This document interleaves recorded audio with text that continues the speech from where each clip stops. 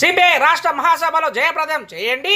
ఉద్యమాల రథసారథి భారత కమ్యూనిస్ట్ పార్టీ సిపిఐ రాష్ట్ర 4వ మహాసభలను జయప్రదం చేయాలని శుక్రవారం నాడు వినాయక నగర్లోని సిపిఐ కార్యాలయంలో మండల కార్యదర్శి టి యాదయ్య గౌడ్ ఆధ్వర్యంలో ఇంటింటికి సిపిఐ కరపత్రాలను విడుదల చేయడం జరిగింది.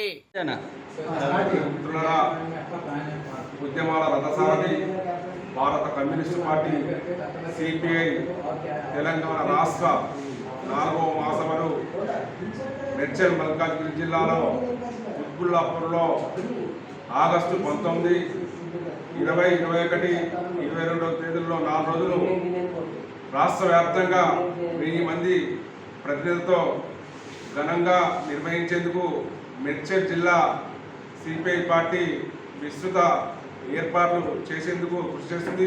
అదేవిధంగా ఈరోజు వినాయక్ నగర్ పార్టీ ఆఫీసులో ఇంటింటికి సిపిఐని తీసుకెళ్లేందుకు కరపత్రాలను ఆవిష్కరించుకోవడం జరిగింది.